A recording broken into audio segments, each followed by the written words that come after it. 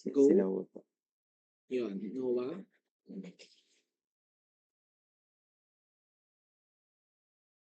Go, Noah. Noah, where are you? Hello po, sir. Sir, ang for the explanation naman po ng forward and reverse bias.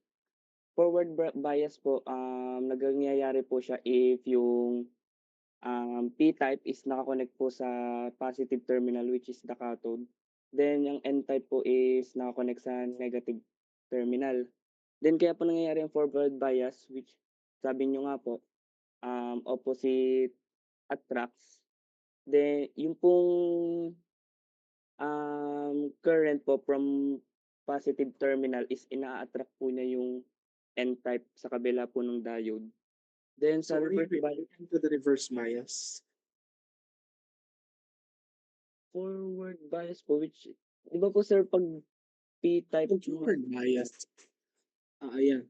Pag forward bias, Bunso, is the anode is connected to the positive supply. So kapag nakakonect siya sa positive-positive, so the depletion region got shrink, numinipis.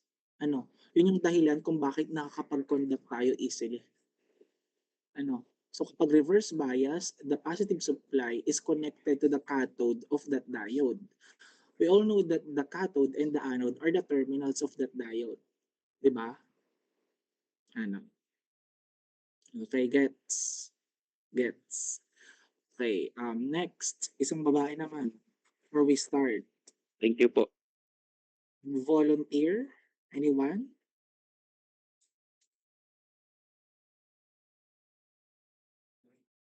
Hello, hello. Anyone? Siya magtatawag ako. O sige, go. Francesca. Addition Francesca. po sa diode operation, 'pag forward bias po ay mas madaling na nagfo-flow yung current kasi po closed circuit po siya, then sa reverse bias naman po, open circuit po siya, pero hindi po ibig sabihin na gano'n ay wala na pong dumadaloy na current. Meron pa rin pong leakage current na dumadaloy sa reverse bias po. Then yun po sa Shockley equation po yung last po nating natakay, yung pong 'pag po ang current po ay dumaloy, mataas po yung voltage. Okay, thank you so much. Ano.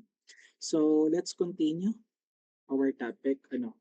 So, to continue this topic last, I want to share first the characteristic curve. Ano, ito yung hindi natin na-discuss before. So, dapat ito mas nauna compare sa Shockley's equation para mas nalaman nyo ano ba yung relationship ng current sa voltage. Ano po? So, kapag sinabi natin class na a threshold voltage, ano, as shown in the graph that you can see on our screen, by the way, is my screen visible at your end? Okay. So, as we see on our screen, this is the point class on the forward bias, which is yung right side, where yung curve suddenly shoots upward. Ano? Ano ba ito? Ano ba yung threshold voltage? Class, it's the entry fee for a current. Ika nga. So, below this is the voltage. Ano po? So, yung diode, it acts like an open switch with almost zero current. Ano po? So yung knee voltage na tinatawag or the knee, it also called the barrier potential or the knee voltage. So kung papasimplihin natin class, ano ba yung threshold voltage? Di ba meron tayong value for a silicon? Ano nga yung value for a silicon? That is, anong value? Go. 7 po. 2.7 po. Exactly. Ano? 0.7. How about germanium? 0.6. 0.3. How about gallium arsenide? 1.2 to 1.5 po. Okay. So since you mentioned about the threshold voltage, anong ginagawa na isang threshold voltage? Kapag po na-meet na yung 0.7, Ano po? Once you exceed the diode or the diode threshold, it will conduct. Magiging on state siya. Ano po? Kapag germanium, kapag na-exceed niya yung 0.3, the diode will conduct. Ano po? So, yun lang yung nais sabihin ng isang threshold voltage. So, in terms of the reverse saturation current that we can see on our screen, that is the IS. The reverse saturation current or tinatawag rin natin as the peak inverse voltage or the PIV. So this is the flat horizontal line which is yung reversed bias nakikita natin sa left side ng ating graph. So ano ba ito? When you reverse class the battery in a reverse bias, so the diode is in the off state. Naka-off state po siya. However, yung tiny constant amount of leakage current can still flows. Ano po? When we are referring to the scale class, we notice that the level on our graph for a forward current is in milliampere. So that is too large. But the reverse current is in microampere. So tiny yon. So in terms of the temperature link, as we discussed yesterday, ano po, this is the specific current that doubles for every 10 degrees Celsius increased in the temperature. So, hindi pala natin ito na-discuss. I-discuss pa natin yung temperature on a, how do you call this? The saturation current. Gets? Clear tayo doon. Ano po, clear. So, yun po yung avalanche breakdown. This is the point class on the far left of our screen where the orange line suddenly drops eventually. So, pag nagbiglang drop yung isang current, ano? Yes, if we apply too much reverse voltage, di ba? Ano ba yung reverse voltage? So, kapag nag-apply tayo ng too much reverse voltage class, ano nangyayari? It dump breaks. So, yung electric field become so strong. And yung force ng electrons through that junction violently knocking other electrons. And it lose in chain reaction or what we call an avalanche. Ano pa? So, yon ang naisabihin ng isang characteristic curve. So, are we clear on that? Is there any question, clarification regarding the characteristic curve? So, ang threshold voltage, kapag na-meet niya na or nag-exceed that value, nagko-conduct easily. Kaya ganun yung graph pataas. Ano po? So, avalanche breakdown, pag too much yung kanyang reversed voltage. Ano? Pag too much. So, nagkakaroon ng avalanche breakdown. So are we clear on that? Okay. So next one, we are going to discuss class the temperature on a threshold voltage. So dito, we can have the formula which is the VTH2 is equals to VTH1 times 1 plus K, which is um, we have different symbol, you know. Kung silicon siya, ang value niya negative 2 times 10 raised to negative 3 per degree Celsius. Ano po? Pag naman germanium, that is negative 2.5 times 10 raised to negative 3. So don't forget. So most of the time in some problem, there are silicon. Ano po? Pero hindi lagi. So titingnan niyo rin kung silicon yung sinasabi sa isang problem. Ano po? In terms of the temperature effect on a threshold voltage class, yung threshold voltage or the knee voltage is the minimum voltage required para yung diode mag-conduct significantly. Ano po? So, as the temperature increases here in the temperature on threshold voltage, kapag tumataas po ang temperature, yung atoms in a semiconductor nagbabibrate more siya. Ano po? At since nagbabibrate more, it provide more energy class to the electrons. So this means class, we need a less external voltage to push them across a junction. So the VTH1 here is the initial threshold voltage. So usually around 20 degrees Celsius or 25 degrees Celsius.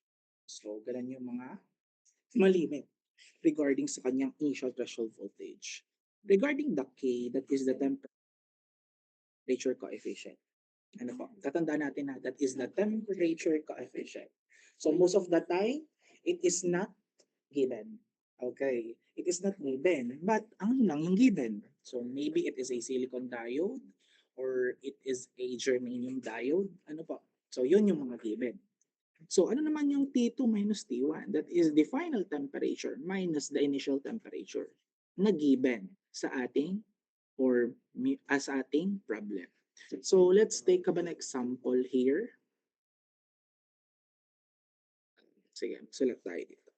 So if we have a problem, you have a silicon, you have, sorry ha, sinulat ko.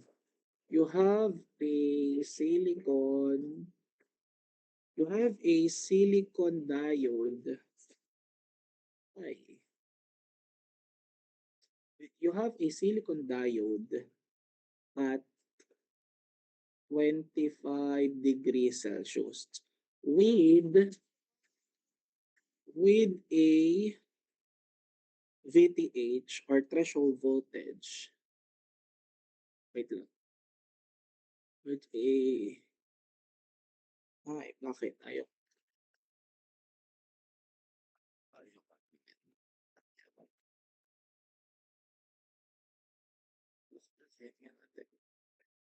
With a VTH or yung threshold voltage natin na of 0.7 volts. 0.7. Bakit kasi? 0.7. 0.7.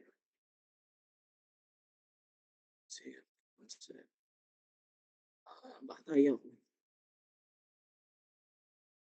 Kailangan ko lagi. 0.7 volts. So mostly hindi naman yun given yung 0.7 dahil alam naman natin because nakikita natin na it is a silicon diode. So dito lang sa problem na to given siya. So tinatanong sa atin, what ay lagi ko lang napindot. So what is the threshold voltage if the temperature daw po rises to ano? To 75 degrees Celsius. So, yan yung problem. Kunyari, we have a silicon diode at 25 degrees Celsius with a VTH of 0.7 volts. So, we are asking here what is the threshold voltage if the temperature rises to 75 degrees Celsius. So, what are we going to do? Class, what do you think?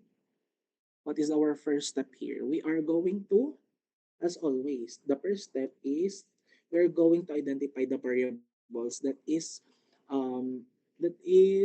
given here. That is present to our problem. First, ano yung nakikita natin? Ano yung 25 degrees Celsius? That is the hello. Initial tempo. The initial temperature that we have here is the 25 degrees Celsius. Next, what is 0.7 volts? That is the VTH1. okay, correct. VTH1, that is 0.7 volts. Next, sorry, napapasig.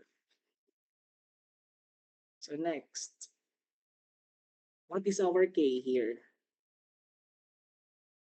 Anong K natin dito? Ito yung pinili ko, di ba? Negative Negative times 10 raised to 2.0 negative times 10 3. raised to negative 3. Right. So next, final temperature. What is our final temperature?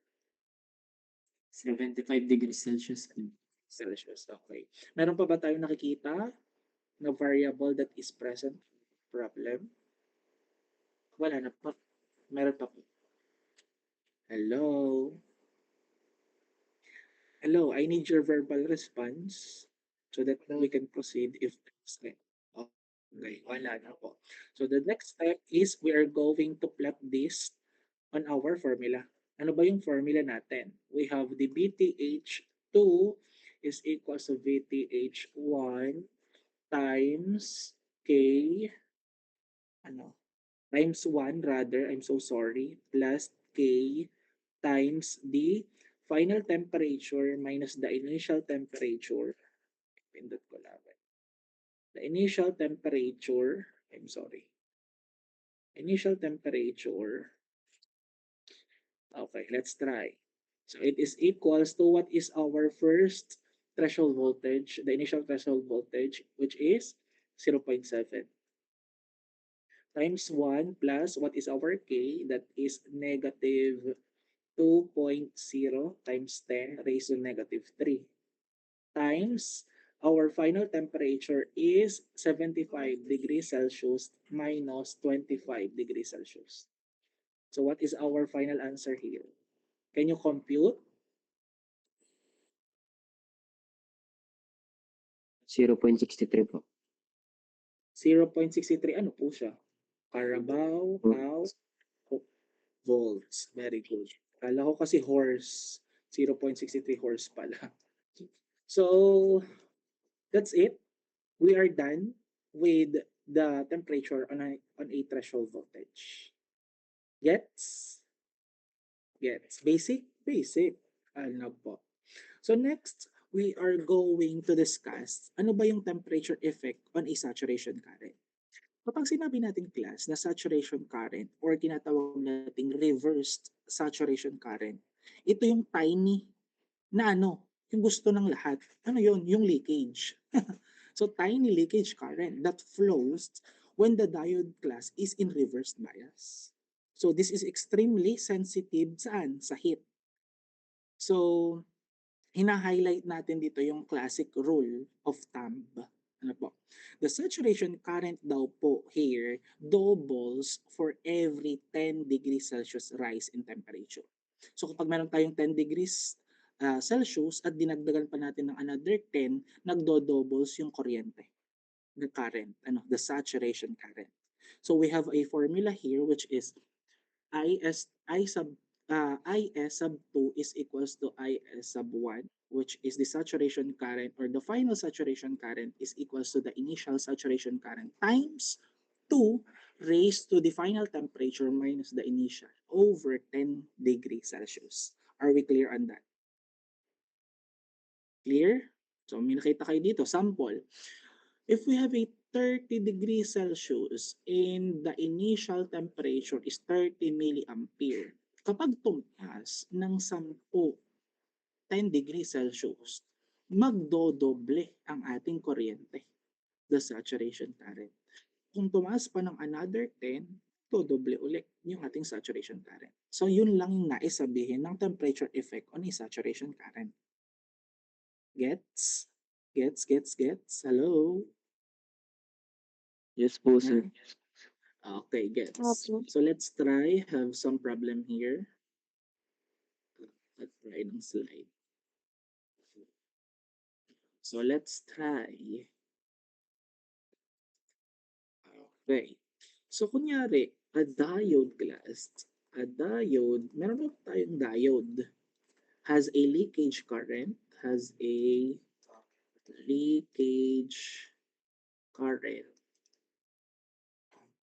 which is yung IS1 of 10 nanoampere. Of 10 nanoampere at 30 degrees Celsius. So what is the leakage current? Ano raw yung ating leakage current at 60 degrees Celsius? So tinatanong, kapag 60 degrees Celsius, ano raw yung ating magiging leakage current or the saturation current na meron? So the first thing that we're going to do is we are going to identify the variable again. Ano po? So what are the variable that is present to our problem? We have anong final temperature? Our final temperature is low. 60. 60 degrees. Okay, 60 degrees Celsius. Our initial temp. Okay, 30 degrees. Very good, very good.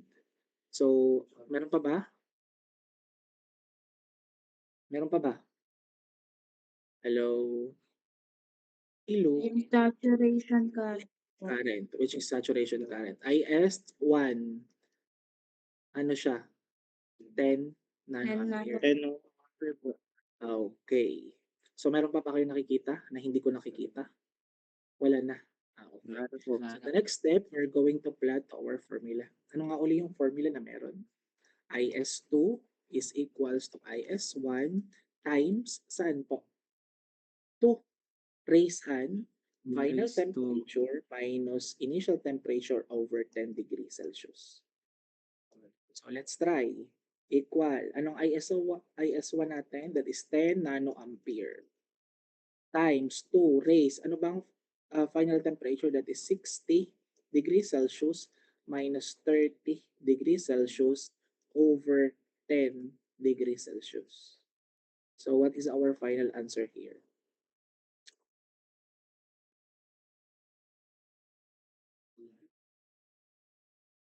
Can you compare? 80 nanoampere. 80 nanoampere. Same with the others. 80 nanoampere daw po. Same po ba sa lahat? Nakuha nyo? So 60 minus 30, that is 30 divided by 10. 3. So 2 cube. So times 10. Kaya naging 80 nanoampere. So are we clear on that? Ay, namipis. Gets? Okay. We are done with discussing the temperature and threshold voltage as well as the temperature and saturation current. So we are going to proceed. We will dig deeper sa ating diode model. Ano ba meron sa diode model? No. So the diode model, meron siyang tatlong types. The first one is the ideal diode. So sa ideal diode, it acts as a switch class. The ideal diode model is the simplest approximation sa lahat ng diode model na meron. Because it treats the diode as a perfect switch with zero voltage drop. Zero yung voltage drop niya. Kapag kapag on, when it's on. And infinite naman yung kanyang resistance kapag naka-off siya. So this model class is useful for a quick or high-level analysis or even kapag sa mga troubleshooting, when the exact voltage class and the current values aren't or are not critical. So we can see here that we have a forward bias. So kapag sinasabi natin na forward bias, yung isang ideal diode, ito yung gusto natin. Sa lahat ng diode, ito yung gusto natin. Kung ano yung binigay, yun rin yung pabalik. Kumbaga kung ano yung binigay na voltahe, walang nababawas. So sa forward bias class, the diode acts like a closed switch. So kapag closed switch siya or a short circuit, the voltage across it is 0 volts. And the current can flow freely. So limited only class by the other components that is present to a circuit. So sa isang reverse bias naman po, in an ideal diode po, the diode acts like an open switch naman po or an open circuit. So walang current na nagfo-flow and the full reverse voltage of the circuit appears saan po across the diode. So for example class, kunyari, the diode is treated as a short circuit. So makapagsalit kaya tayo dito. Yeah, sige. Kunwari, the current, we all know through Ohm's law that I is equals to V over R. Di ba? Ano po? Kung merong given sa circuit na voltage na 10 volts at ang resistance niya ay 1 kilo ohms, anong sagot dito? 10 ano? Milliampere. Ano po? So the voltage across the diode is 0. Pero may kuryente. Ano? Hindi nabawasan siya ng mismong diode niya, 'di ba? Kino-consider natin as an analogy. The diode is a toll gate. Ano? Binabawasan niya. So parang resistor. Ano po? The difference is when we are getting the current, uh, the resistance is inversely proportional to the current. Ano? So exactly kung ano lang yung binigay, yun lang rin ang sagot in terms of the ideal diode. Nagagets? Nuggets? Chicken. Ano? So next, we have to discuss the practical diode. So sa practical diode class, ito yung nagpo-provide ng more accurate representation by including yung forward voltage drop niya. So dito, may forward voltage drop na. Ano, dito natin nalalaman yung or dito merong drop or dito binabawasan na. So in a practical diode class, it acts as a switch in a series with a voltage source. So ano po? So tinatawag rin po itong yung forward voltage drop, also known as the barrier potential or the cut-in voltage na tinatawag. Ano po? This is the, what we call this? This is the minimum voltage required para ma-turn yung diode on. So for a silicon diode, kunyari, bibigyan tayo ng isang silicon diode, this is typically around 0.7. Yun yun. Ano po? And for germanium, that is 0.3. Yung lagi nating, yung diniscuss natin yesterday. No? In this model class, in terms of the practical diode, the diode is the representative or it represent by a switch in a series with a voltage source. So nakakita nga dyan, nakita natin. Ano po? So kapag forward bias, in terms of practical diode, ano, sa forward bias class, the diode acts like a closed switch then. So oops, the same with the ideal diode model. In series with a battery. Ano. So the voltage across the diode is a constant. At saka yung current niya class, limited by the external circuit na meron. So kapag sinabi naman natin reverse bias po, yung diode nag-a-act naman as an open switch. Ano? Just as in the ideal model na meron. So no current can flow because open siya. Ano? Open circuit. So for example, class, wait lang. For example here, kunwari, the diode is modeled as a 0.7 volts battery in a series with a closed switch, kunwari. So the voltage across yung isang resistor is 10 volts. Ano? So lagi naman kapag, kunyari, we are getting also the current. So sa voltage, meron ulit siyang 10 volts bagos dinaanan yung isang silicon diode. So matic 0.7. So na-discuss natin kasi ito. So nilinaw lang natin. Basta may dinaanan siyang resistor. Ano? Which is 1 kilo ohms. Kunwari. So ano magiging sagot dyan? That is 9.3 milliampere. So yan na yung sagot. That is the practical diode. Nalalaman natin dyan yung binabawas ng isang diode. So nagigets natin. So most of the time, yun ang ginagamit natin. The practical diode. Gets? Gets? Okay, gets. So next, we are going to discuss the piecewise linear model.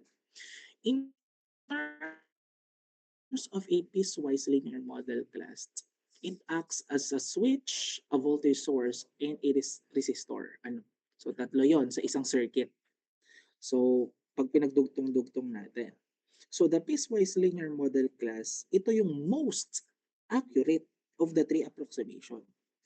Why? Because it accounts for both the forward voltage drop and the forward dynamic resistance. So dito may dynamic resistance na which is yung RD na tinatawag natin. Ano? Yung dynamic resistance class, nire-represent niya yung mga small but non-zero increase sa mga voltage across yung diode na meron.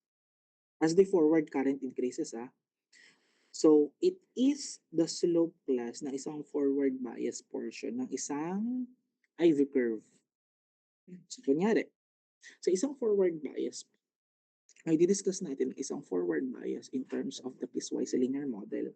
Yung diode class is represented by a closed switch in a series with voltage source and a small resistor, which is yung RD. Hindi nawawala. Ano? Meron siyang switch, may voltage source, may resistor or the small resistor. So the voltage across the diode class is not constant value. Pero it increases with the current. Ano? Kunyari, yung VD. Wait lang, nasaan yung cafe? Yung aking. Kunyari, yung VD. VD is equal saan? Sa ating voltage source, which is yung BF, plus yung IF natin, times yung RD na meron. So, sample lang to. So, meaning, present si RD. Present. In a piecewise linear model. Ano po? In terms of the reverse bias class, yung diode naman nag-a-acts as an open switch. Same, almost same lang din. Ano? Sometimes with a very large reverse resistance. Kapag nakaparallel, or it account for a small leakage current. Okay. Mare, magbibigay tayo ng example later. So for a small example. Wait lang. Isip tayo ng may external resistor. Mhm.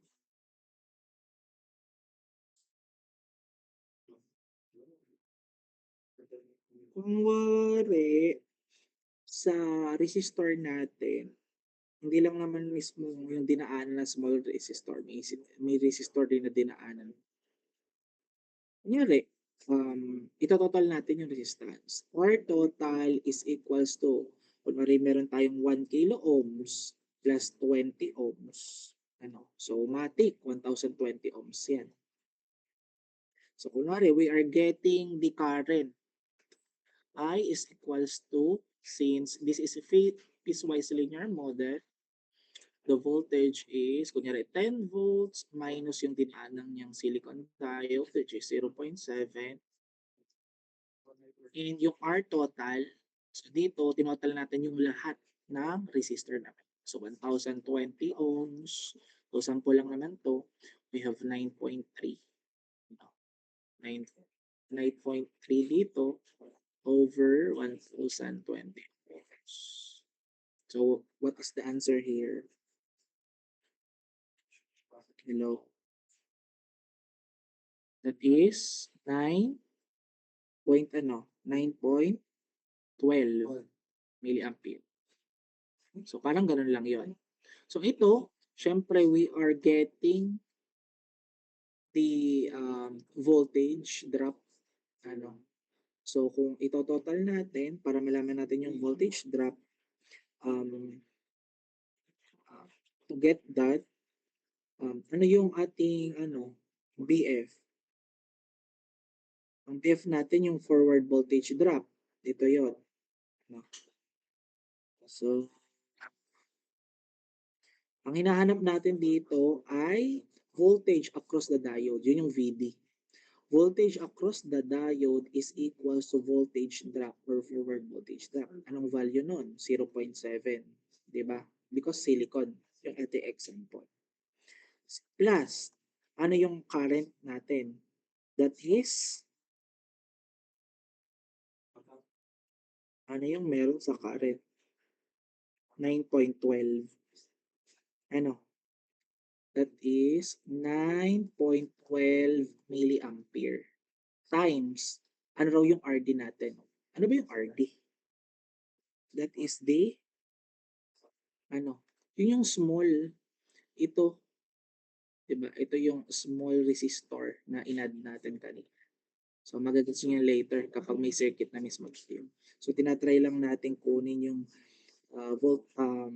the voltage across the diode. So, 22, ano ba? 20 ohms. So the final answer here is 0.88 kung i-compute natin. So are we clear on that? We are done with the diode model. Okay. So since we are done with the diode model, let's try some problem in terms of diode circuits. Yo. Dito, with circuits. Let's try.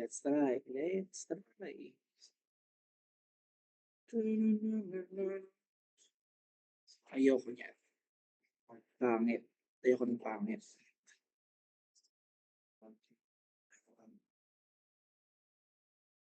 Let's try. Kunwari, meron tayong circuit. So dito malaman nyo kung paano gawin isang circuit. Kaya kapag may circuit tayo. So, meron tayong voltage that is, lagi ko lang napipit. Resistor.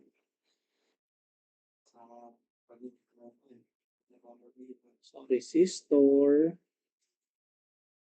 Bakit ba nagkakagalis? Hirap na natin. Parang sira. Diode. Meron tayong diode. Another diode. So, ito, isang germanium diode. Ito, isang silicon diode. And this one, we have a supply of 12 volts. So, anong question? We are going to determine the value of the load resistor. We are getting the value of load resistor. This is the load resistor. So, through Ohm's law, syempre, as always, kaya ganun kagaling si George Simon. So, inintroduce niya yung Ohm's law, I is equal to V over R. Ikakatandaan na, this is the Ohm's law. So, if we are getting the load resistor, which is yung RL, so meron tayong given na current. Ano yung current na meron? Wait lang, sorry, may kulang. Ito. Yung arrow dito with 2 milliampere. I'm so sorry. So what is the given? Ano ang value ng isang current? Hello? Tulog na. Hello class. I need your verbal response. What is the value of Okay, exactly. 2 milliampere equal siya sa ano yung voltage na meron. Binigyan lang tayo ng 12 volts. Pero dadaanan natin, di ba? Yan, yung arrow. Diba? So, dadaanan natin yung germanium. So, minus ano? 0.3 minus 0.7 over the RL. So in our calculator, we can shift solve this one. Ano? So anong sagot? The RL is equals to what? Hello. What is our answer? Mhm.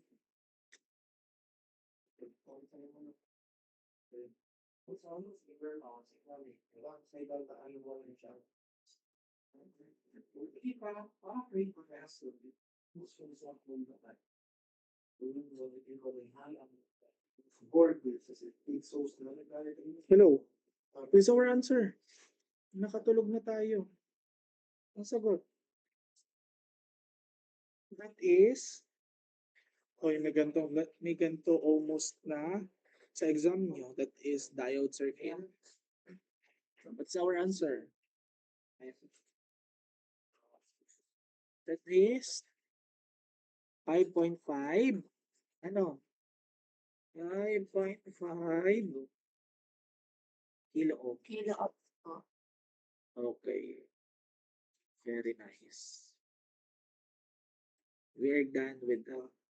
So another question. Another circuit. Kunwari, meron tayong resistor here. And three circuit to ha. So we have diode here. Also.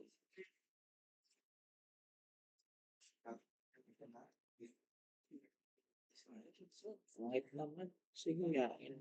So ito ay ground. Ground. So we have a voltage here. That is positive 8 volts. So this diode is the forward bias. And this is one is the reverse bias. Okay. Class, if we don't have a given kung ito ba yung silicon or germanium. Wala nakasulat. Matic, yun ay silicon. Okay. Pakakatandaan class, kapag walang nakalagay na germanium, silicon, or gas, yun nakalagay sa isang diode, matic, silicon, sorry. Pakakatandaan na. Kunwari yan, wala. So, here is the question. Find the resistor. I-find daw natin yung resistor R to ensure a current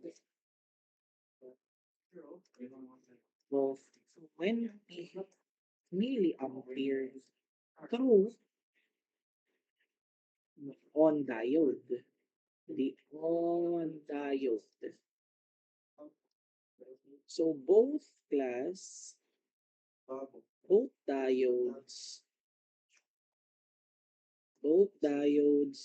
have on average turn on voltage of 2 volts. So find the resistor. Ano? So paano natin gagawin ulit? Paano yung ginawa yung first problem? So ito yung number 2. So ano? Through Ohm's law. I is equal to V over R. Napaka-importante. Ano? We have a value of a current. Anong value ng current natin? That is 20 milliampere. So, ano ang value ng voltahe natin?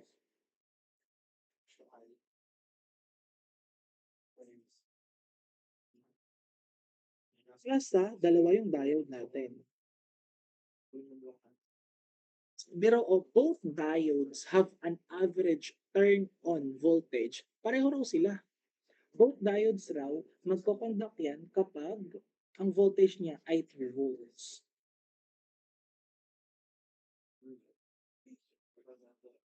Find the resistor R to ensure a current of 20 milliampere through the on diode.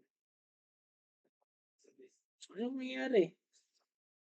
Ima-minus pa rin ba natin yung diode or hindi na? Because both diodes have an average turn-on voltage of 2 volts. So naka-turn on na siya. Anong nangyayari sa voltage? Ang mangyayari lang po ay ima-minus natin yung 8 saan? Yan o. Saan po? Sa both diodes daw average turn-on voltage sa 2 over the resistance. So yun lang. So it will give us, so R is equal saan? Sa 300 ohms. Yan na po ang sagot. Okay. Tamad na tayo. Walang nasagot. Okay, are we clear on that? Okay. So next, since parang kayo ay tamad na, let's proceed our diode circuits.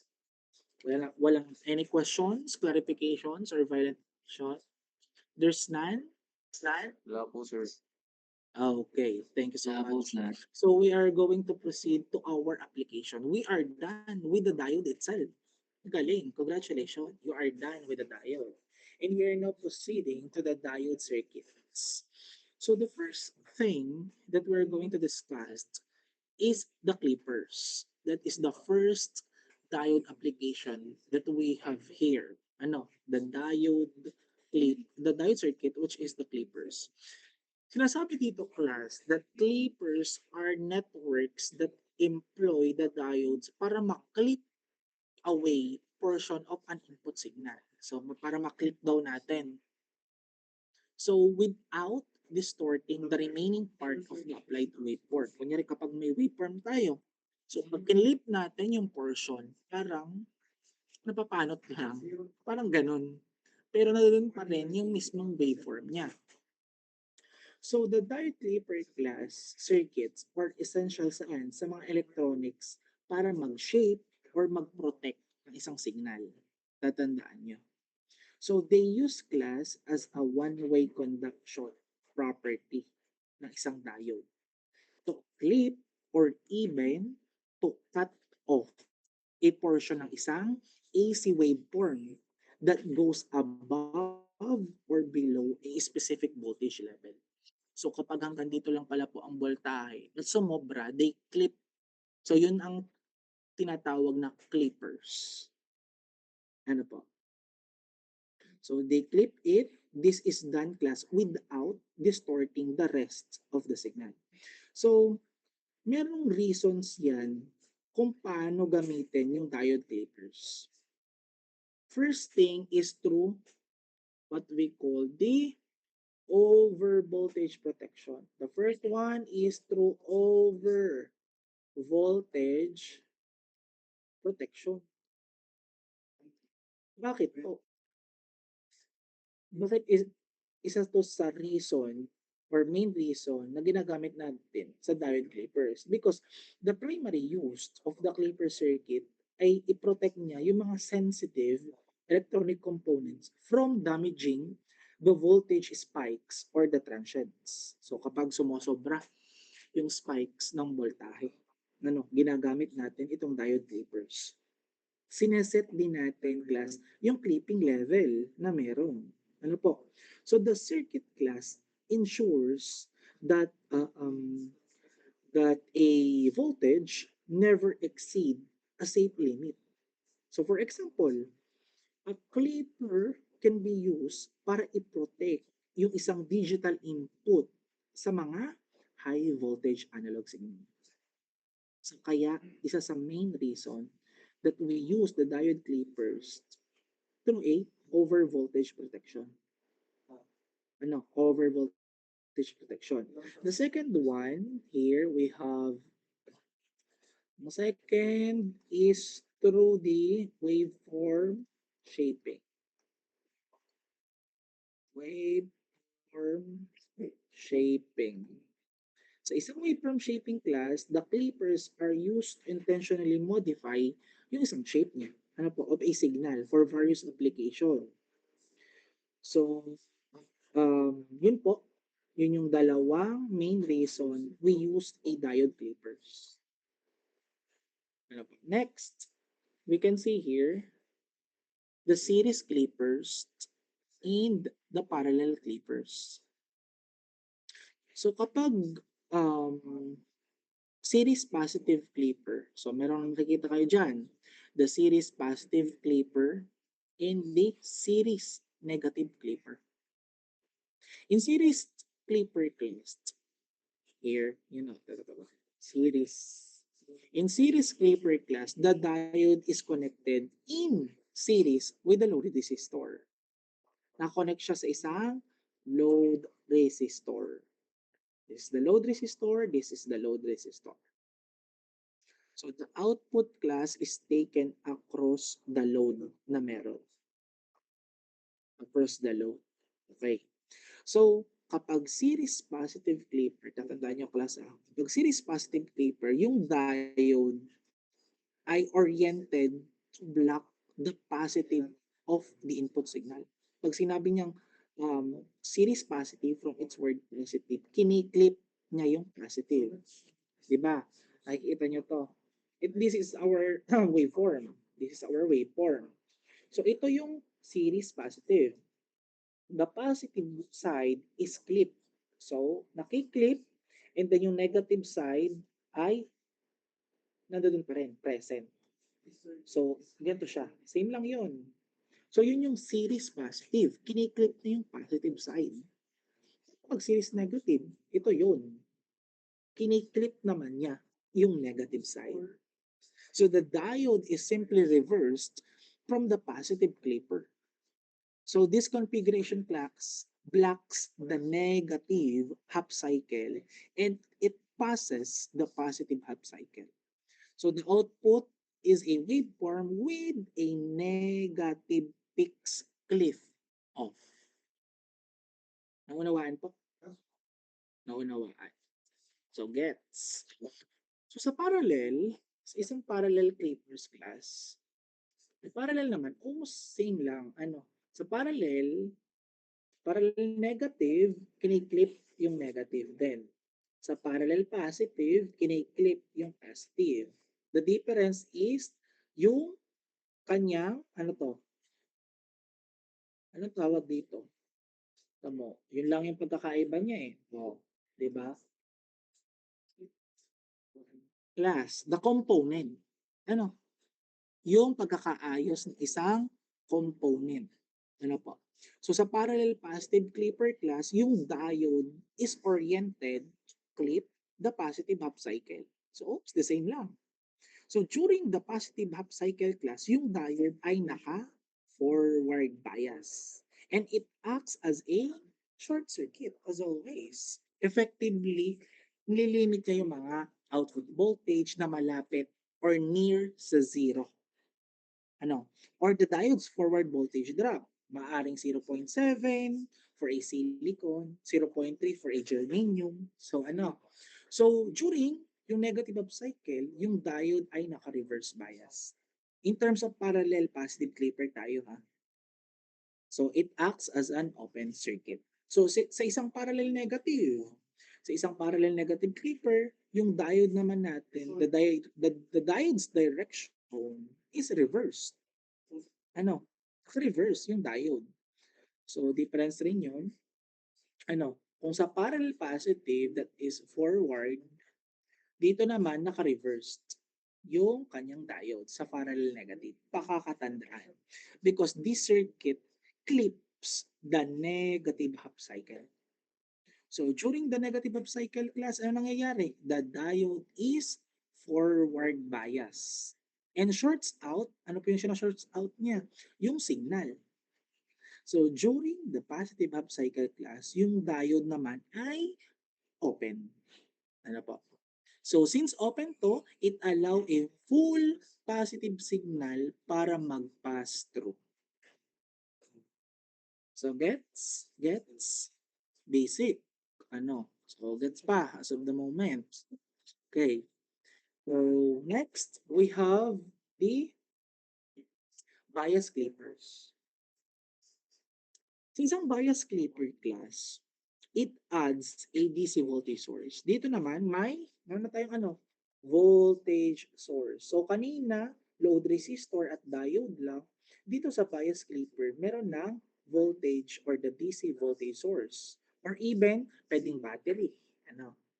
No, naka-series sa diode. Tatandaan mo ha, kapag bias clipper, naka-series sa diode ang ating DC voltage source. Because it allows us class to set the clipping level to a voltage other than zero. So dito naman nakiklik yung certain voltage na meron. Kung kanina, overall wave or overall waveform, maybe it is a positive or negative, yun yung nakiklip. Pero this time, through a bias clippers, nakiklip yung certain portion of a voltage. Ano? So kapag sinabing bias, meron itong tinatawag, the bias positive clipper. Dalawa rin to, hindi ko lang nalagay. The biased positive clipper and also the biased negative clipper. So isa, dalawa. So biased negative clipper. Ano po? So dalawa rin yan. Ano? Kapag positive clipper, yung diode at saka yung DC voltage source are configured para maklip yung positive portion. Ito. A certain portion of that voltage are na-clip. Ano? So above siya ng portion of a signal above a specific voltage level. So kapag bias negative, na-clip naman yung negative side niya. So hindi buong ito ha. So certain portion lang ulit.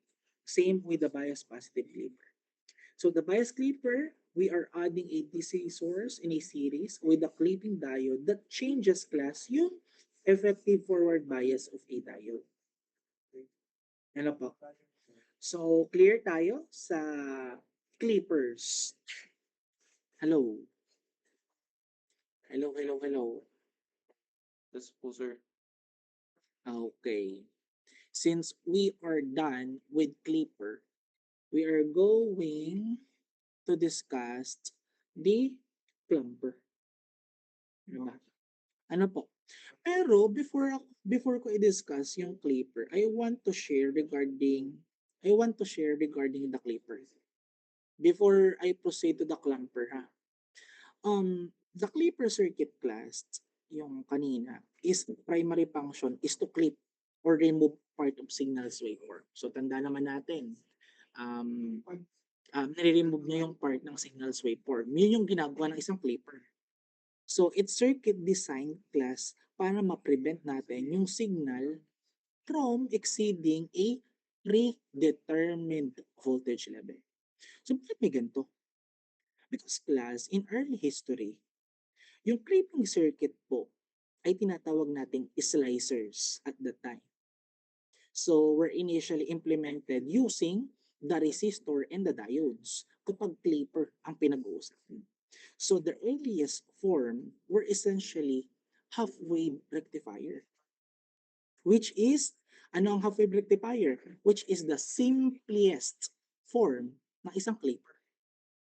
Ano po? It acts or as it clips off an entire half wave of a waveform.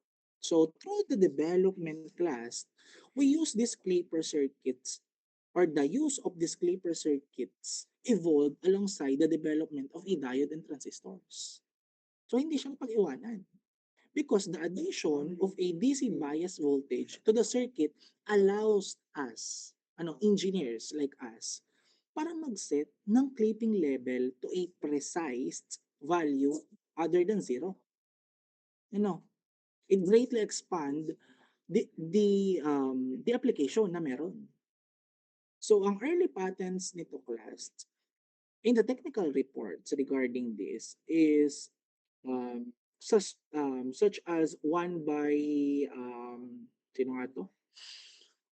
William Smith, ano, friend of mine at that time, noong 1964, because dinescribe niya yung non-linear clipper circuit para i-protect yung mga sensitive components from voltage spikes na meron. So, how interesting, di ba? Kaka-interesting regarding the clip. So, let's proceed to the clamper. So, clamper class is a what do you is a network na constructed of a diode, resistor, and capacitor. So, tatlo yun ha. Pag clamper, DRC. Ano yung DRC? The diode, the resistor, and a capacitor. So, may capacitor na pag clamper. Ano? Siniship naman niya yung waveform to a different DC level without changing the appearance of the applied signal na meron. So the clamper class, before we proceed to the positive or same with the clipper, let's discuss to you saan ba nagsimula. So masaya yun. Dati kasi, hindi pa naman literally clamper siya. The term clamper, hindi naman doon nagsimula.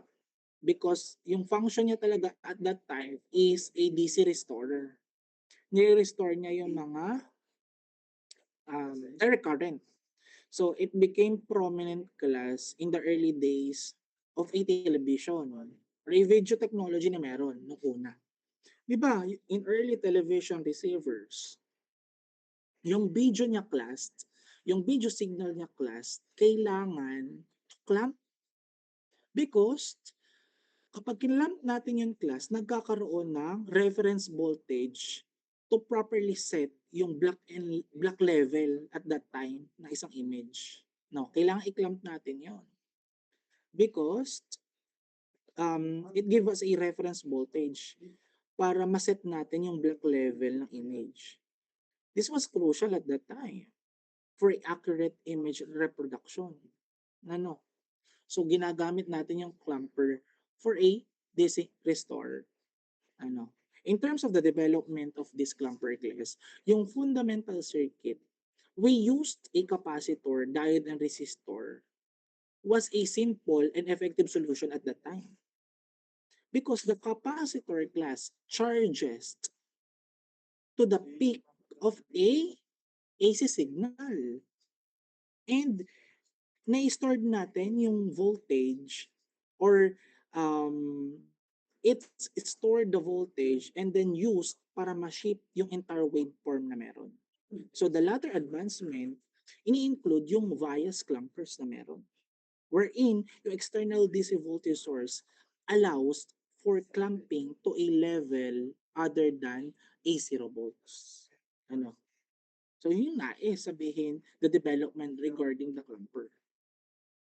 So, ano ba yung meron sa clamper? Here, so a diode and a capacitor can be combined to clamp an AC signal to a specific DC level. Kung kanina nakiklip, ngayon, meron ng clamper. So, nagiging ganito na yung signal from here to there. Ano po? Wait. Nakapagod mag-search. So, that is the clamper all about. So, yun lang masasabi ko sa clamper. So, let's proceed to the rectifier. Because rectifier is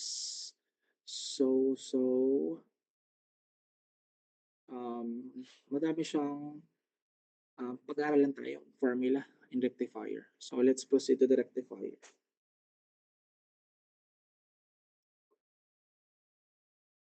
Okay lang. 5-minute break. Sir, break. Hello? Diyan pa ba kayo? Tulog na. Okay, Sir, break. We'll proceed to the rectifier at exactly 4:15. Okay.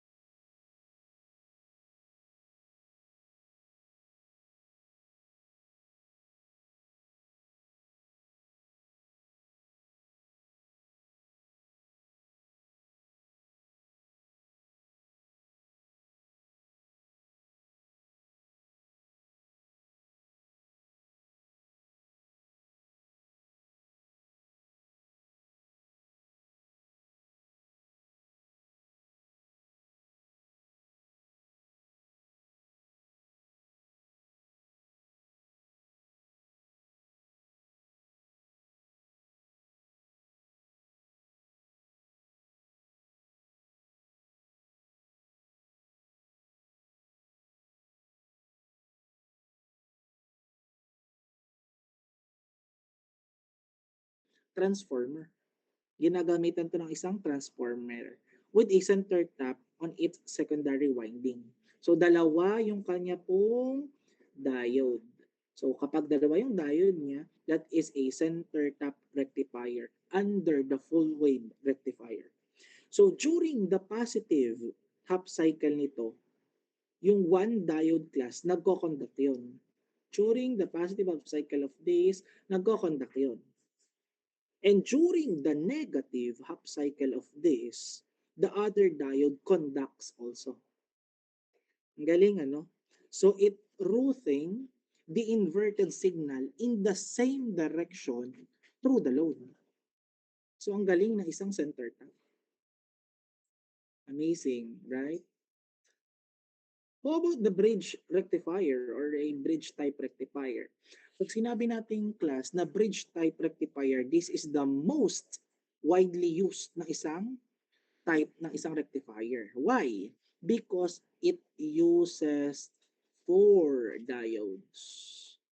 So nakikita nyo, 4 diodes, dito 2 diodes. Pakakatandaan. So, it uses 4 diodes class na naka-arrange in a bridge configuration like this one. Ano po? So, during each half cycle, dalawa class ang nagkakonduct and allowing current to flow in the same direction through the load. Kaya lang, in terms of his waveform, ganito lang siya, ano? Ganun lang. While this one, sa isang center tap, ganito naman yung nagiging waveform po niya. So, nagagets po? Gets? Gets? Okay. So, since we are here in rectifiers, merong different key formulas for rectifier. The main formula depend class on whether we are analyzing a half wave or even a full wave rectifier. So here are some of the most important ones. The first one is mag-add tayo ng insert tayo ng blank space.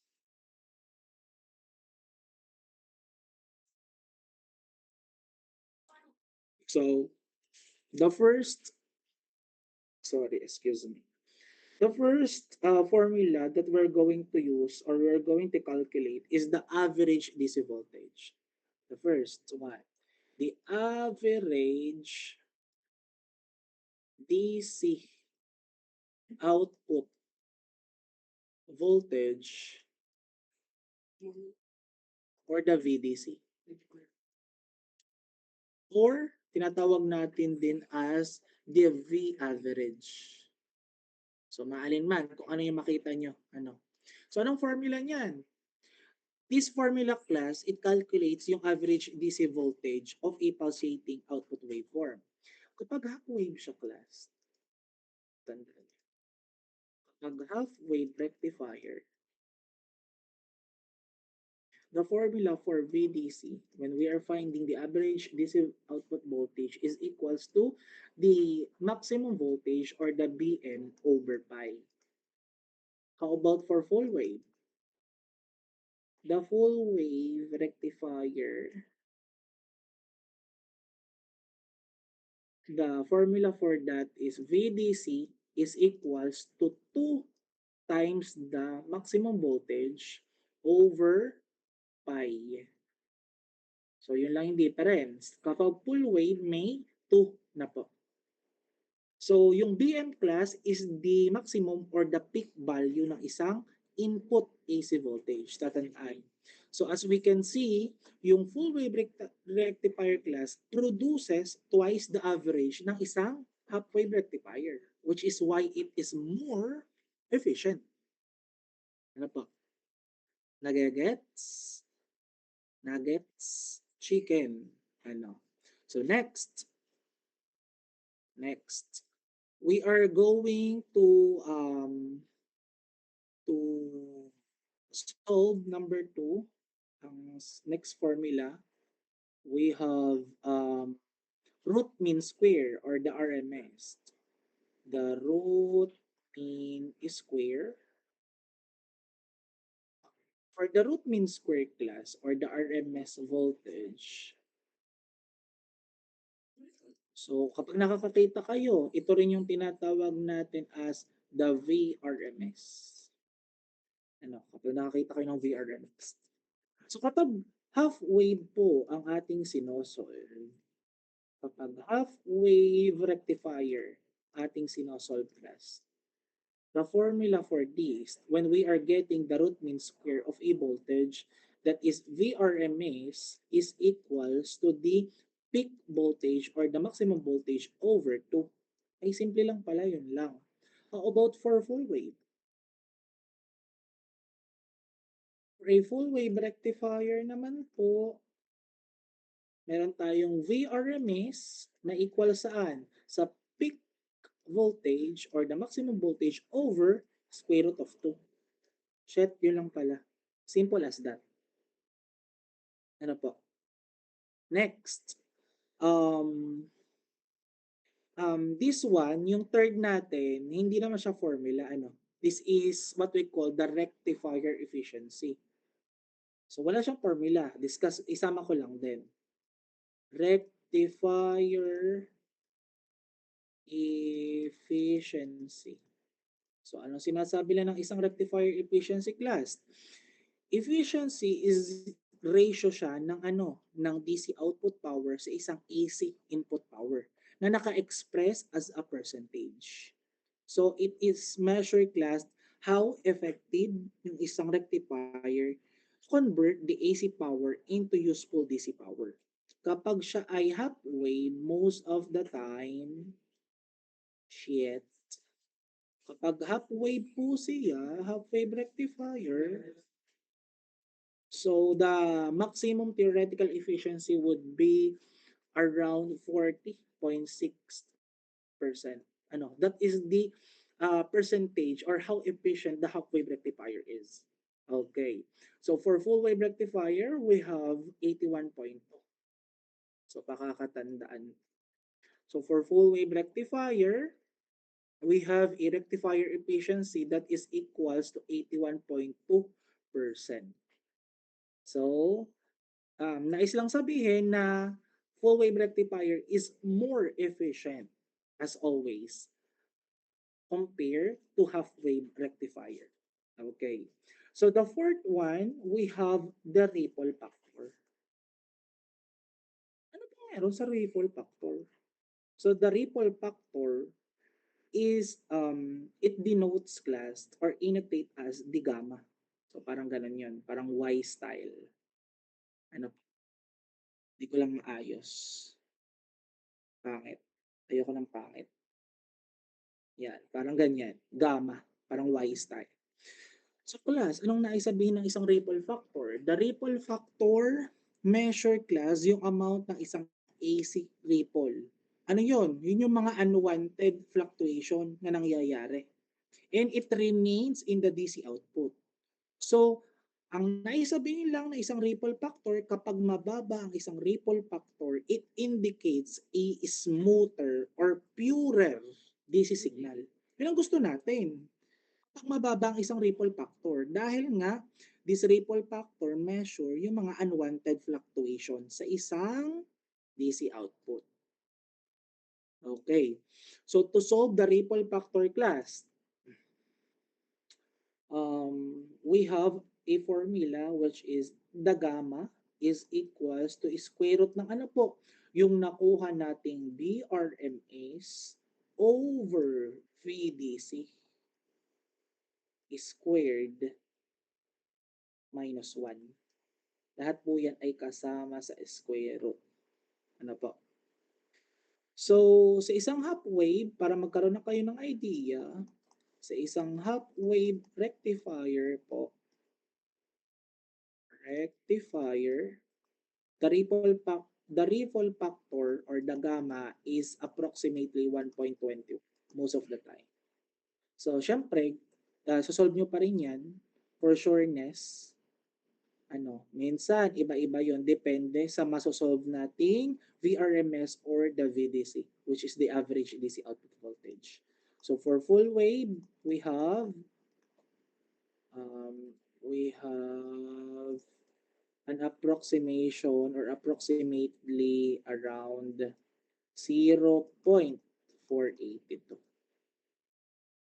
Are we clear on that? Hello? So class, this is why the full wave rectifiers are preferred in most application because they have a much lower ripple factor, and since it have a lower ripple factor, it make it easier to filter yung output into a stable DC voltage. Okay. Nagagets nagagets pa po? Hello? Ano, nagagets pa?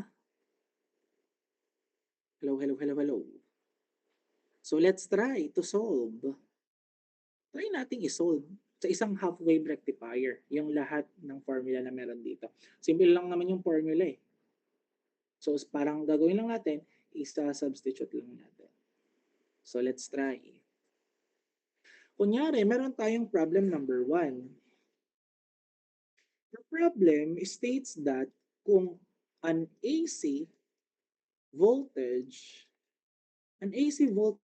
class with a peak value, may peak value daw siya na 15 volts is applied saan? Is applied to a half wave rectifier with a load, saan all may load, with a load resistor of 2 kilo ohms. So the diode class, the diode is considered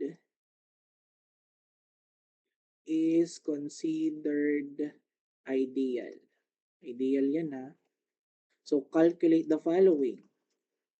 Calculate the following.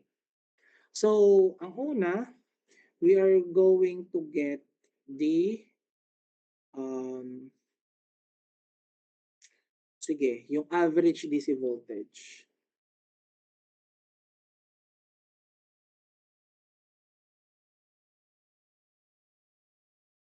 Number 1,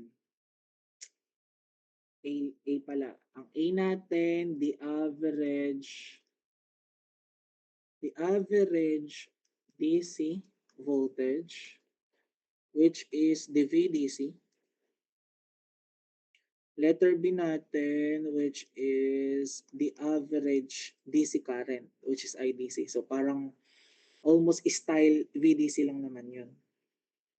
Kaya lang, current naman to. The average, hindi ko yata ito na ano. Pero don't worry, madali naman siya. Average DC current, which is the IDC. Ano po? So, we are also trying to get, ano pa ba? Peak output current. So, most of the time, hinahanap rin yun. The peak output current, which is yung IM. So, let's try to solve. Paano isolve yung average DC voltage? So, sinasabi dito, half-wave rectifier. So, VDC equal saan?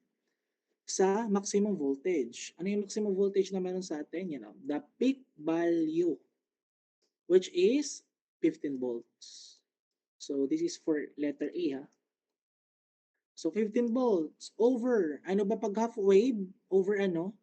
Over pi. So, 15 volts over 3.14 something. That is approximately equal saan? 4.78 volts. So, kapag kinalcule nyo yan, ano? Simple as that. Kayong mga letter A. Yun lang pala yun. So, sa B, paano kapag B? that is IDC, which is the average DC current. Ano naman, kailangan na-solve nyo yung BDC. Because IDC is equals to VDC over the load resistor. Ano? So VDC is equals to 478 volts over load resistor. Anong load resistor natin dyan? 2 kilo ohms. So anong value ng ating IDC? Approximately about ano? In ampere. Gusto ko yung in ampere. Gusto ko ng ampere. Hindi milliampere. Anong sagot?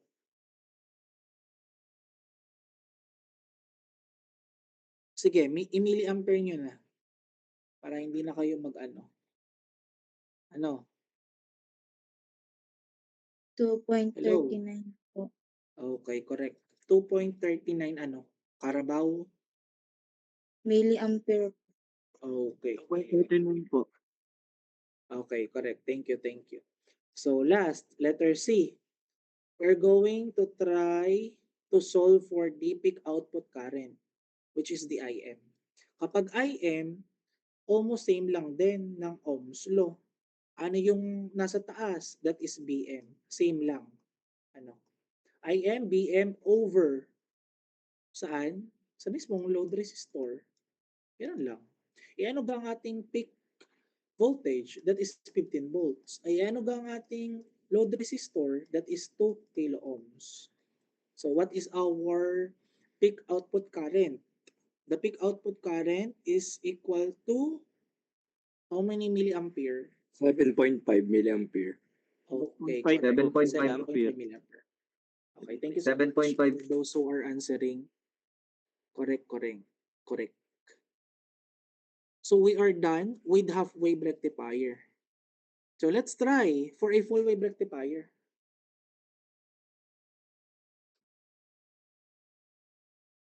Let's try for a full-wave rectifier. Kunyari, meron raw tayo. This is number 2 for a full-wave rectifier. So a full-wave bridge rectifier daw ha. Tanda, nakalagay, bridge rectifier. So if we are using a bridge rectifier, how many diodes are there? Hello? A bridge rectifier. Okay, correct. Apat How po. about center tap? Dalawa po. Okay. With a secondary RMS voltage. Yan, may RMS voltage na of 12 volts. So, yung the load resistance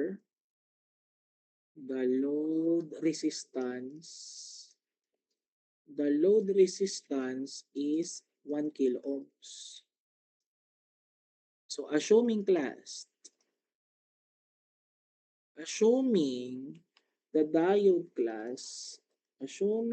diode are ideal, calculate the following.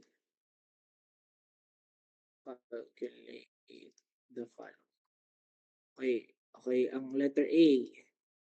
Anong i-calculate natin? The peak secondary voltage. The peak secondary voltage. Shit, ano yan? Parang bago. Hindi yan bago. Bago lang yung wording. The peak secondary voltage. Letter B. The peak output voltage. The peak output voltage. And letter C. Always yung the average DC voltage. And last one, we have here the peak inverse voltage or the PIV. So let's try to solve. Ang A daw, hinahanap natin yung peak secondary voltage. Paano yun? That is the VM, di ba? the peak secondary voltage. Same as DVM lang yon, the peak voltage mismo. So ano bang formula ng merong BM? Hello? Anong formula ng merong BM? Dito. Ano lang ang formula ng merong BM? The average DC output and also the root mean square. Tama? Hello? So since matik naman dito na hinahanap rin yung the average DC voltage, ang gagamitin natin is the root mean square. Because sa problem natin naka-state ano, the transformer with a secondary RMS voltage of 12 volts. Hello, narinig niyo ba ako? So, Yes po, sir. Okay. yes So po. don't worry, may patapos na rin naman. Bear with me guys. Konti na lang to. Promise. Okay, here. So to solve the letter A, we have VRMS is equal sa VM over, since full wave yan, ano yun, over square root of 2. Ano? Since we are getting the BM, therefore, BM or the peak voltage is equal saan? Sa VRMS times square root ng 2. Ano po? So, meron tayong VRMS which is 12 volts times, ano yung square root ng 2? That is 1.414, ano, approximately that. So the answer would give us 16.97 volts. Same? Same. Okay. Thank you so much. So sabi naman, we are getting the peak output voltage. Ano? In a bridge rectifier class, the signal passes through the two diodes during each half cycle. So, for an ideal diode, yung voltage drop niya ay 0. So, the peak output voltage po ay equal saan? Sa peak secondary voltage. Tatandaan ha? Tatandaan sa isang ideal diode. The voltage drop is 0. So the peak output voltage ay equal sa peak secondary voltage. Therefore, yung VM out ay equal saan? Sa BM yung secondary. So ito yon, ito yung BM secondary. Ano po? So BM secondary is approximately 16.97 volts din. Okay? Are we clear on that? Hello? Yes po. Okay. So letter C. So sa letter C, we are getting the VDC. As always, simple lang. Since it is full wave, therefore we're going to multiply the maximum voltage to 2. Ano? 2 times BM or the peak secondary. Same lang yun. Over pi. Ano? Therefore, 2 times, ano yung BM natin? That is 16.97 volts over pi. And it will give us 10.8 volts. Okay. For the last one, dito ko na lang isulat. That is letter D. The peak inverse voltage which is PIV equal siya saan? So the peak inverse voltage for a bridge rectifier class ay equal sa peak secondary voltage ulit. Tatandaan na, the PIB is equals to the peak secondary voltage. Therefore, PIB is equals to VM sec or the peak ng secondary. Therefore, it is equal also to 16.97 volts. Okay. We are done with rectifiers. Okay? Okay. Gets? Gets. So, um, We have enough time to finish this. You want ba na magkaroon tayo ng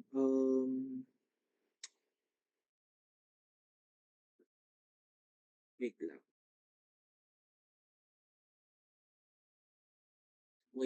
Wait.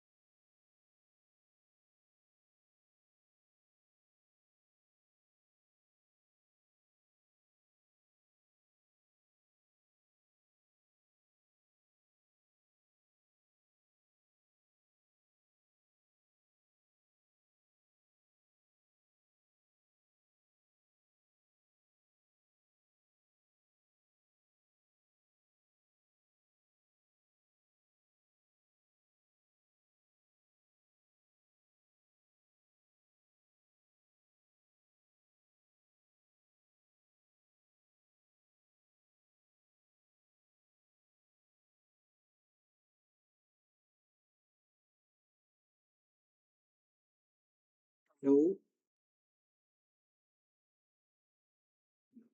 Hello. Am I audible? Sorry, hindi mag-connect yung isa kong AirPods. So, let's continue. Tapusin na natin so that next week wala na tayo gaanong hahabulin. So, since baka ma-adjust yung inyong preliminary examination, it will last on the 5th week, maybe. So, next week, um, I will give that siguro for laboratory. Advance natin yung laboratory. And for the remaining days, siguro ibibigay ko yun for finishing your laboratory. So, ganon. So, try nating tapusin na to ngayon para um, sa Friday ay wala na tayo gaanong gagawin. Ano po? So, is it okay for all of you?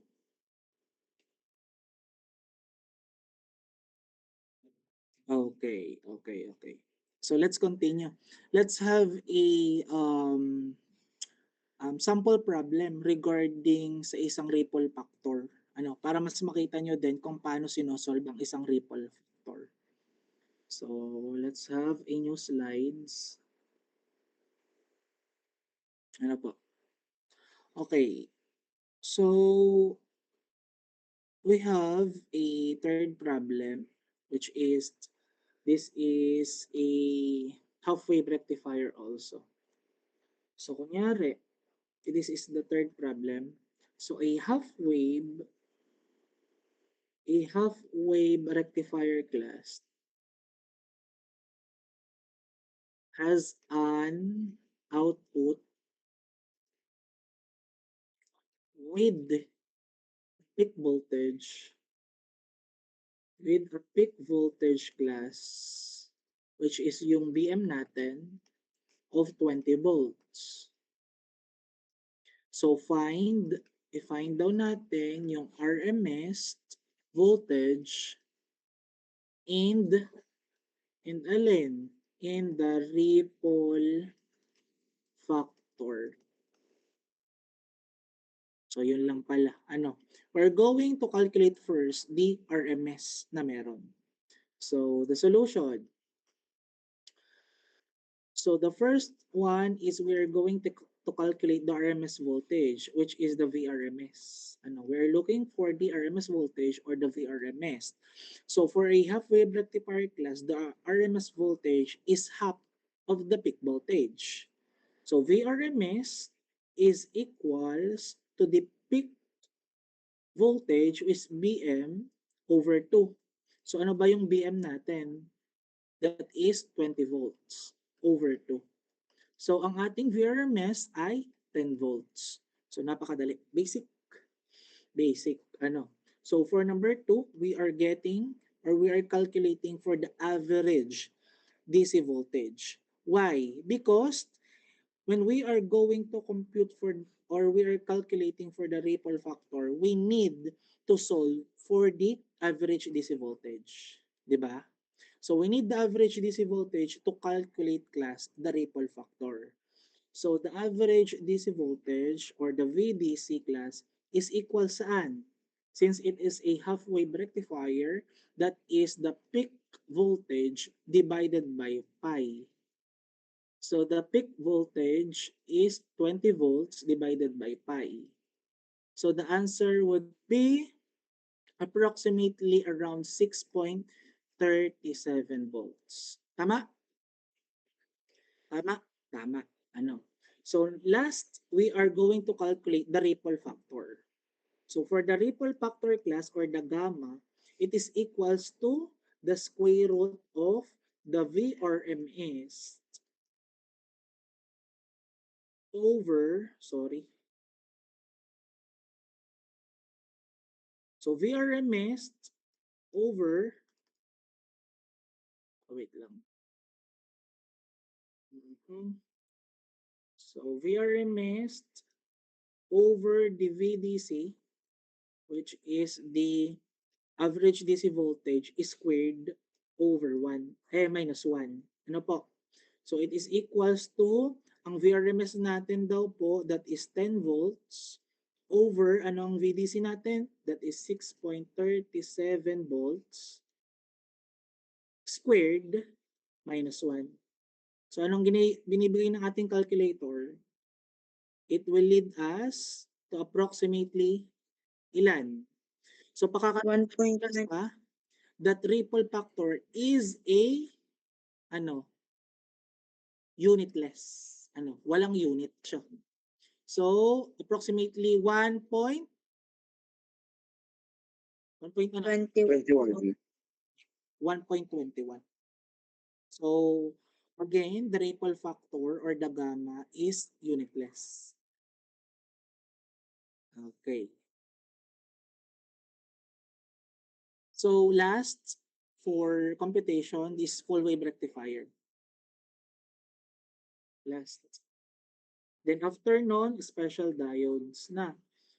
Don't worry, dalawa lang naman yung special diodes natin. We have LED and the Zener diode. Tapusin na natin to this time. So for a full wave rectifier, that is number 4. Kunyari, a full wave rectifier class has a peak output voltage or the VM of 30 volts. So parang nadagdagan lang kanina.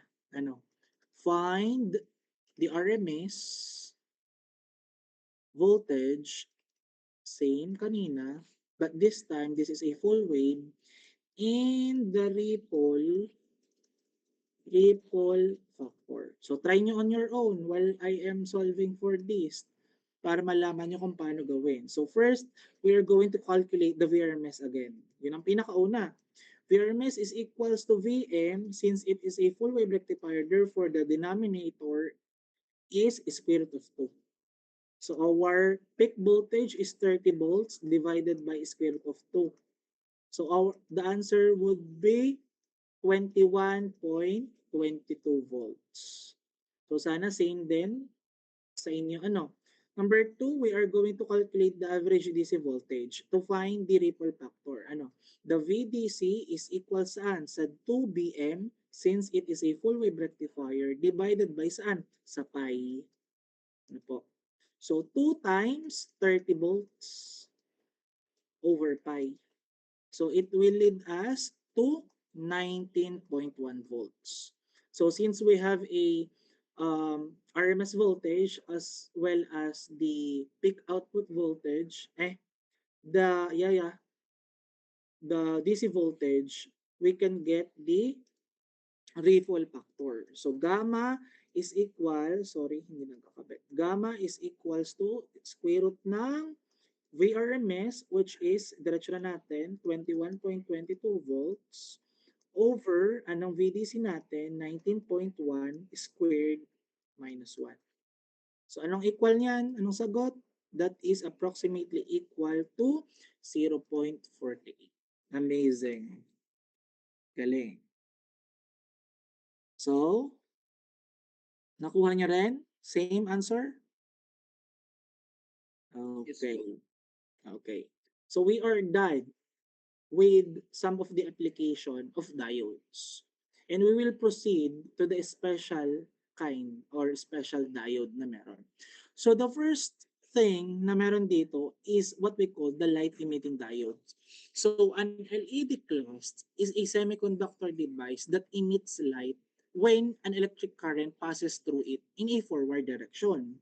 So unlike a regular diode class, which releases the excess energy as heat, ang isang LED class is made from a special semiconductor materials.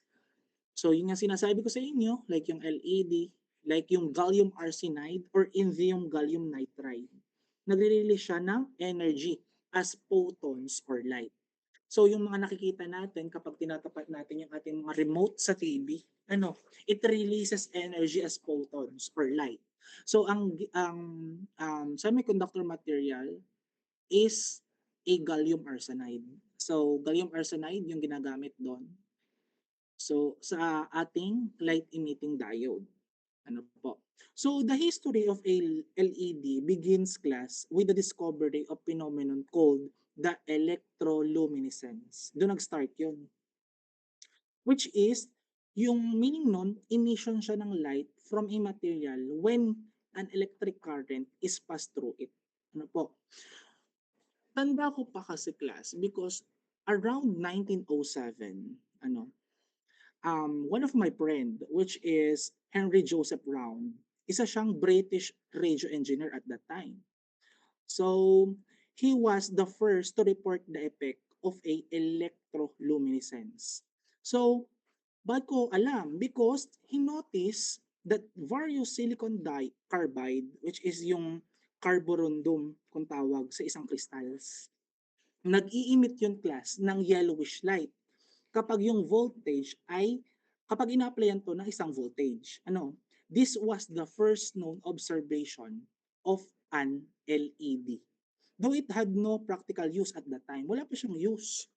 Because nakita ko lang nung bumili ako at that time sa Europe, bumili lang ako ng asukal, nung bumili ng asukal, nakita ko si Henry Joseph Brown, inintroduce niya yung LED, pero wala pang gamit yon at that time. So after nun, mga 2 decades ang nakakalipas, around 1927, si Losev naman, Oleg Losev, isa siyang Russian inventor. So after sa Europe, nagpunta naman ako sa Russia. Para naman bumili ng kape. So, nakilala ko si Oleg Losev. He is a independently created yung first LED using using a silicon carbide. And pinrovide niya yun detailed research on this phenomenon. Despite, class, his work is being published in a several scientific journal, yung invention niya, class, was a largely forgotten for decades. Na-forgot yon. So, hindi na yun naalala. Pero naalala lang ulit yun around 1962. So, because the first practical LED at that time is what we call the visible spectrum LED. Inimbensyon nino? Ni Nick Holonyak Jr. So, paano niya yung, at that time, kaya na-invent niya yun because he was working at that sa General Electric. So, yung LED na yun, ginagamitan ng gallium arsenide phosphide, GAASP. Ano? And nung ginamitan niya na yun, nag-i-emit yun ng red light. Doon nag-start. This marked the beginning of the commercial LED era at that time. So, red light yung pinakaunang na invento. Nakakatandaan niya. So next, pagkatapos ng 1962 class, around 1970s to 1990s, throughout this decade class, other color was developed because kasama nila ako na nag-develop nito. So including yung yellow and green at that time. So a major breakthrough came in the early 1990s. So sino yon? Nung pumunta ako sa Japan at that time, si Shuji Nakamura because he developed class a high brightness blue LED gamit ang isang gallium nitride. Ano po? So this was a crucial step because ina-allowed niya class yung creation na white light. Minimix niya yung red, green, at saka blue. Ino-open niya yung door for LED lighting to become viable replacement sa isang mga traditional bulbs na meron. So for this work class, Nakamura along with yung si sino pa nga to? Si Nakamura, si Akasaki, no, parang sa Naruto lang. Tsaka si Amano, nanalo sila as Nobel Prize awardee in physics noong 2014 because of that, ang galing nila. Kasabayan ko pa sila dati, nung ini-invento to eh. Pero sila, Nobel Prize awardee. Pero ako, kahit Nobel Prize awardee sila, wala na sila. Ako na dito. Ano? So, next special diode is what we call the Zener diode. This is the last special diode that I will discuss. So, sa isang Zener diode class, the Zener diode is a special type of a diode dinisign para mag-operate reliably in the reverse breakdown region. Di ba kanina sa isang IV curve natin, IV characteristic curve, yung avalanche breakdown. So ginamit to, Zener diode, para doon kapag napaka taas nung reversed current. So it make it an excellent voltage regulator at that time. So since at that time, discovered, thank you so much, around 1934, this device class is named after a American physicist. Sino siya? Si Clarence Zener. No, siya yung the first who describe the Zener effect. So ano yun? Which is the electrical breakdown ng isang insulator. This was a theoretical discovery at that time na nag-explain how the electrons could tunnel, kung paano dadaan yun through a very thin energy barrier in a semiconductor. And it allows the current class to flow in the reverse direction. So after nan, dumating na yung around 1950s. Sa 1950s, dito na si Zener, si Clarence Zener, work was theoretical. Pinakilala niya yung foundation for the development ng practical electronic device. In the Zener diode class was later implemented by Bell Labs. So doon ako nag-work. 'Di ba? Saan ako nag-work? Third floor ng Bell Labs. So kaya alam ko. So the key to the Zener diode is that it is designed with a very high doping concentration, which creates a very narrow depletion region. So ito yung special diode naman. So nagagets? So for our last is the application. Nagamit tong diodes. Class, diodes are used in a wide range of everyday devices and machine because their ability to control the flow of electricity. So the primary function ito is to act as a one-way switch for a current. So ano yun? Saan yung mga ginagamit? Most of the time, they are being used as a power adapters or sa mga chargers na meron. Sa mga automotive system, ginagamit rin siya. Ano po? Most of the time, LEDs, ano, in the computers and electronics. So dalawa din.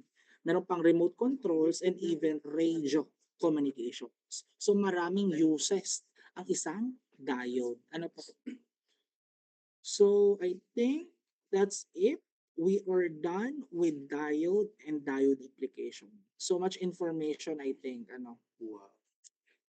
We are done with diode and diode application.